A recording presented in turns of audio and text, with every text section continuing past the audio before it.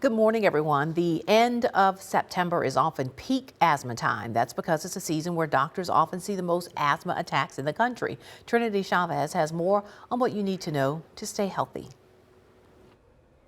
September is the month where doctors see more people with asthma episodes and attacks around the nation. And the third week of the month is known as Asthma Peak Week. Kenneth Mendez is president and CEO of the Asthma and Allergy Foundation of America. It really has to do with kids going back to school. Their colds and respiratory infections, and those can be triggers for asthma. Add to that the fall allergy season. You also have leaf mold, and then wildfires, hurricanes that create mold. And all those things combine to be irritants for your asthma. In fact, 25% of hospitalizations for kids with asthma generally happen around this time. Doctors say there are things you can do to avoid asthma triggers. If you have fall allergies to ragweed and mold, keep your windows shut.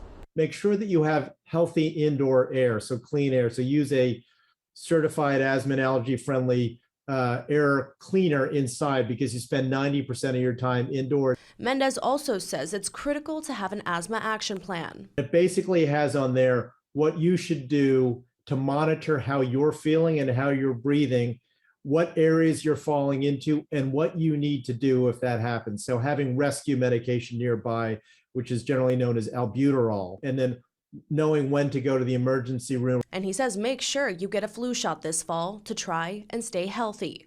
Trinity Chavez, CBS News, New York. Healthcare providers say the United States is facing a crisis in maternal and prenatal care. Advocates say the need has only grown since the Supreme Court's decision to overturn Roe v. Wade. Natalie Brand has more on the push for more support for mothers, including birth centers and midwives. Camry Gibson is adjusting to life as a new mom. Her son Zaire is just a few weeks old. Trying to get him to differentiate between his night and days. Gibson lives in rural Mississippi, where she had to drive about an hour and a half to receive prenatal care. When I went into labor, they were in a state of panic because it took me so long to get there. It's estimated around 7 million women in the U.S. live in maternity care deserts, where no hospital or provider offers obstetric services or maternity care is limited, according to the March of Dimes. And what does that turn into? Skyrocketing rates in the United States for infant and maternal mortality. 60% of those deaths are absolutely preventable. Assistant Speaker Catherine Clark of Massachusetts has introduced bipartisan legislation called the Babies Act, which would expand access to birth centers and midwives for Medicaid recipients. Getty Israel founded the nonprofit Sisters in Birth in Jackson, Mississippi, to try and address the grave need in her state. Birth disparities here are the highest in the nation. Israel is now trying to raise funds to also build a freestanding birth center where nurse midwives can deliver babies. We've had women die trying to get to a hospital because hospitals are not in the zip codes where they live. We've had women to have babies in their cars. Women have babies at home because they could not get to a hospital. There's just so much that can go wrong. Gibson knows pregnancy and childbirth can be stressful enough. She says finding care shouldn't be. Natalie Brandt, CBS News, Washington. A pilot program run through the Center for Medicare and Medicaid Services found birth centers had better birth outcomes and cost savings. Well, huge multinational companies like Cisco, Microsoft, GE, and JP Morgan are expected to release their earnings in coming weeks. And experts say if we want to know where the U.S. economy is headed, we should pay close attention to corporate earnings to find out. It comes as one major company is warning a global recession could be ahead. Here's Jen Sullivan with that. Soaring inflation and interest rates in the U.S. and a war and energy crisis overseas. And now, at least one major multinational corporation is sounding the alarm, warning that a global recession could be ahead. The recession risks are high everywhere, and in many parts of the world, a lot higher than they are here. FedEx says the weakening economy could cause it to fall $500 million short of its revenue target. The shipping giant says it's temporarily parking some cargo planes and closing offices after demand for packages crumbled. Earlier this month, FedEx CEO was asked if he thinks we're headed for a global recession. Well, I'm not an economist, but, you know... you know more than economists. Come on. They just push papers. You actually look at papers. Well, I think so. Meanwhile, many independent contractors who make deliveries for the company are raising concerns, saying rising costs for fuel, labor, and new vehicles have made their businesses unprofitable, with some threatening to halt operations on Black Friday. Experts say because FedEx ships a huge variety of goods across the world, it's a good measure of how the global economy is doing. Economists say FedEx is also struggling with a big shift in consumer preferences as the economy opens up and we're not buying as many online goods compared to earlier in the pandemic. This shift in what consumers are spending on their money on is really having a big impact on companies like FedEx. But is the slowdown at FedEx isolated? Experts say we'll find out soon as earnings reports from retailers and manufacturers are released in the coming weeks. That data could give investors a better idea of how the economy is doing amid growing recession fears.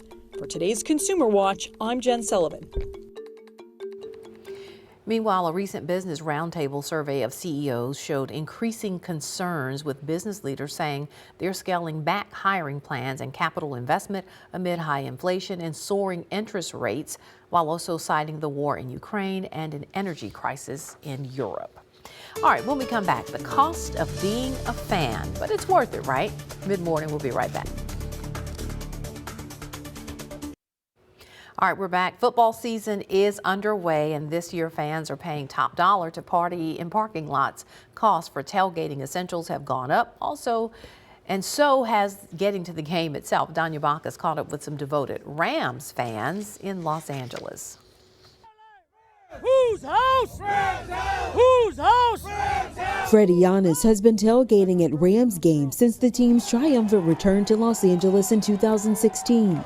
His booster club brings the potluck to the parking lot. Potato salad, salads, carne asada, hot links, hamburgers, tacos, name it, ribs, whatever it is, they bring. But this year, inflation is intercepting his wallet. Say if I was spending $60, now it's like $120, pretty much.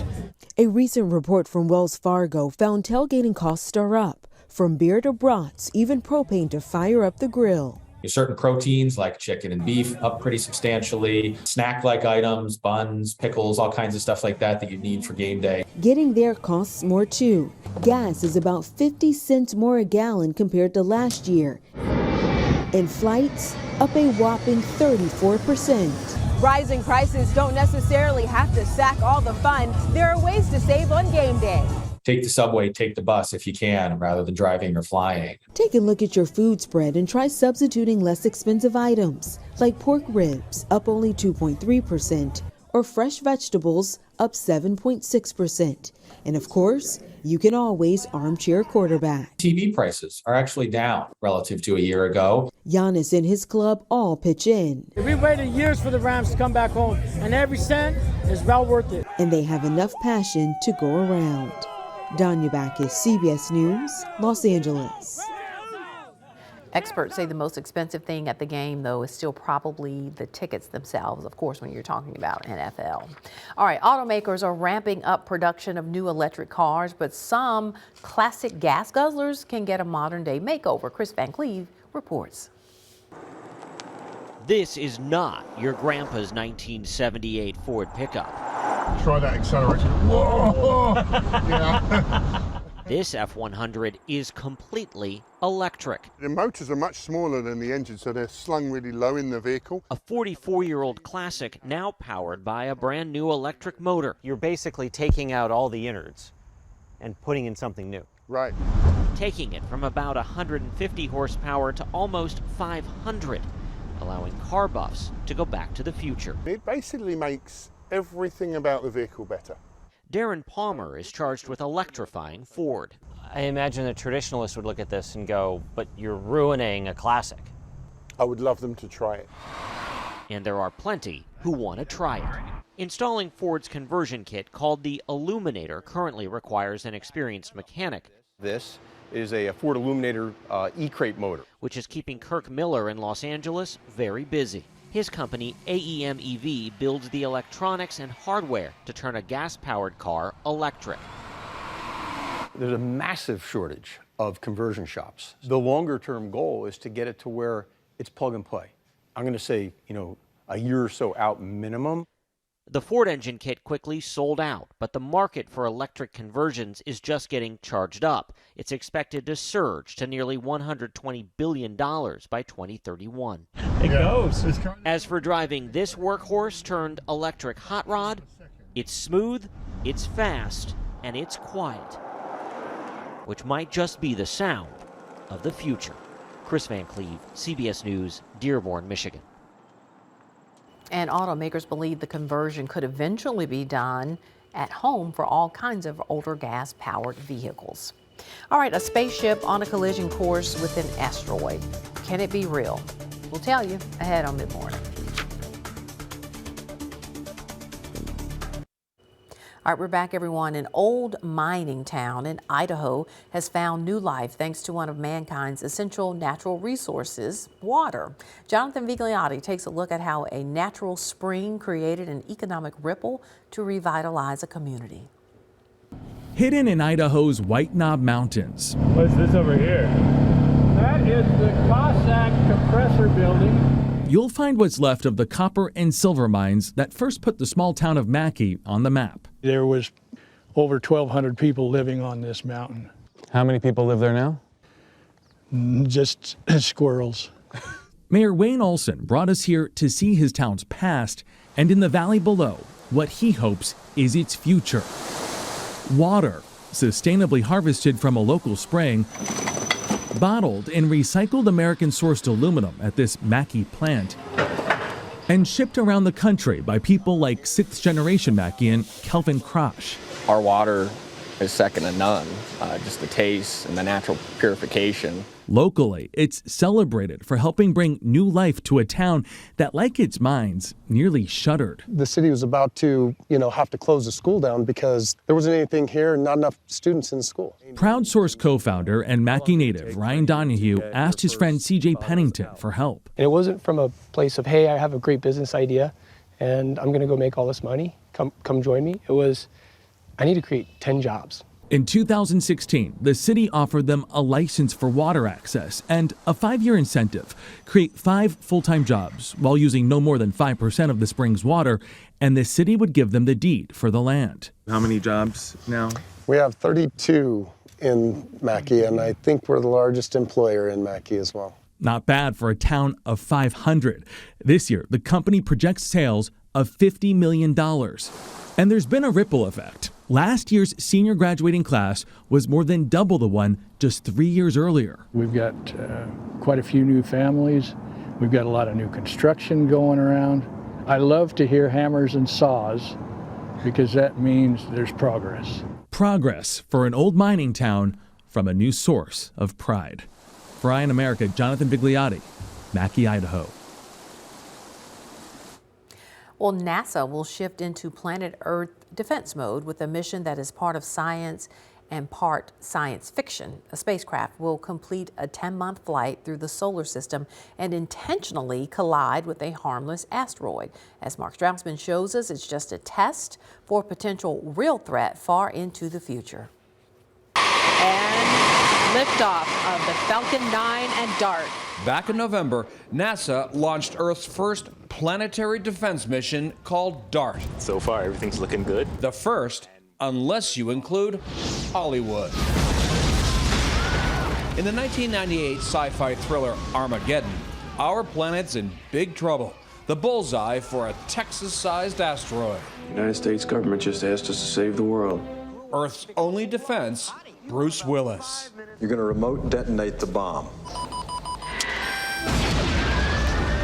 Well, I'm the real Bruce Willis.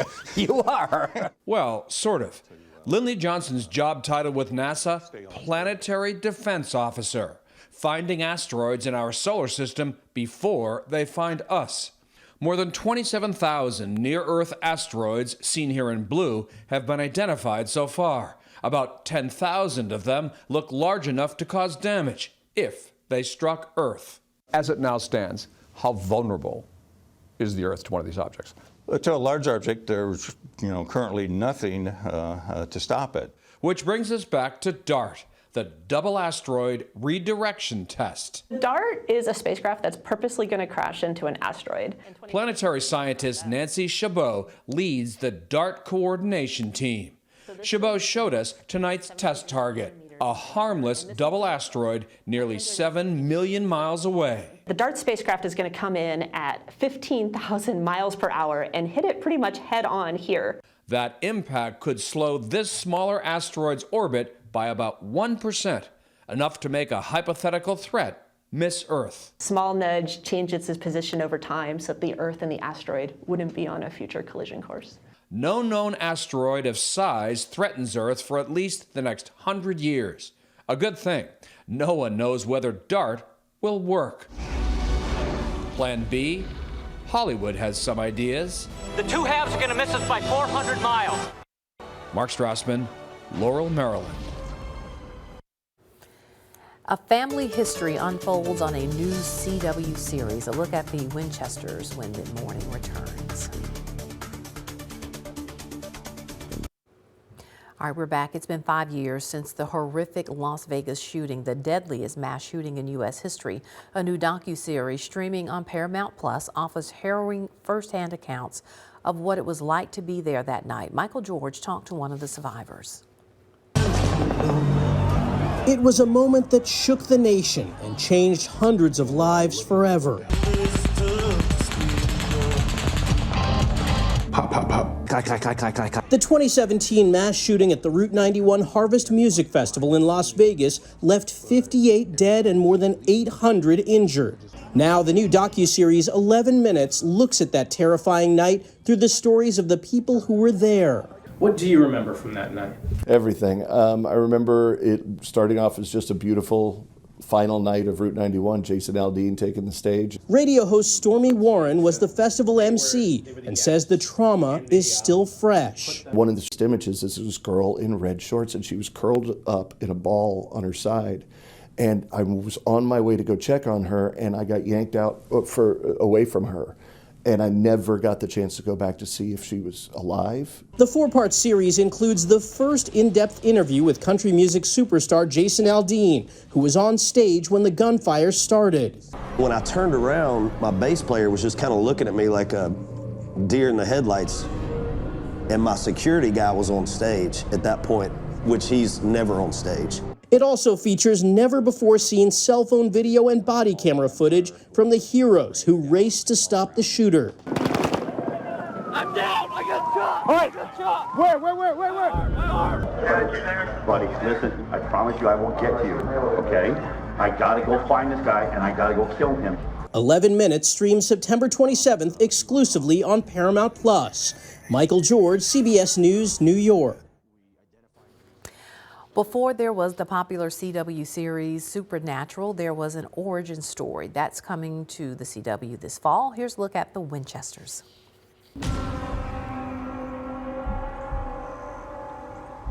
The Winchester story. It's always been a mystery. I need to uncover the truth about my parents. Was it the hunt for evil that drew them together? Or was it something more? To get to the truth, the real story means going way back to 1972, the day Dad came home from the war. Love what you done with the place. It's fine, Mom. So what are you going to do next? I have no idea. And the night he met Mom.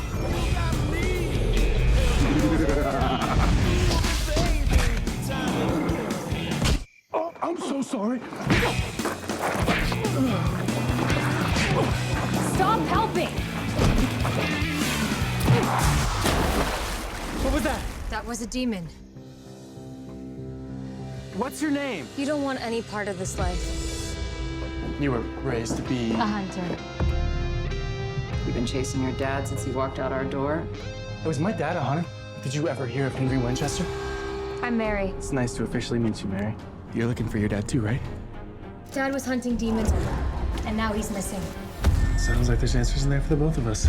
I am kind of nervous. Who's your friend? John Luthika, Luthika John. Is it okay to be nervous? This is your first hunt. At least reach out to another hunter who's free. Carlos is nearby. Our buddy from the alley found a fresh host.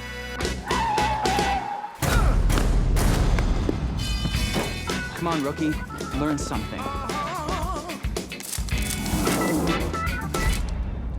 Nothing more hydrating than holy water. You want some? I'm good, actually, thank you. Jimmy, Janice, Jim Morrison. Amen. Do all hunters have such tough beginnings? The only thing worse than how it starts for hunters is how it ends.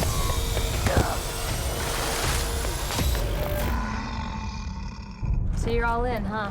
I am. When I was a kid, I thought there was a monster under my bed. And my dad always said, "Don't worry, son. I know how to trap it." Don't go down this road, John. Maybe one day when you have kids, you will understand. My whole life, I've been searching for something. This is good versus evil. Is the normal night for you? Since yesterday, yeah. You know, you really are a lot of fun, Mary. She's really a lot meaner when you get to know her. There's a whole other world out there. A dangerous world. I was born and raised a hunter. You aren't. You can walk away. Saving people, hunting things, Mom. This is what I was born to do. Our parents' past has always been a mystery, and there are questions left unanswered. But I'm on a new mission, and this story is just beginning. As long as there's a Winchester alive, there's hope. And you can see how it all began on the CW. The Winchesters begins October 11th. All right, be sure you stay connected with us. We'd love to hear from you. Enjoy the rest of your day. See you tomorrow.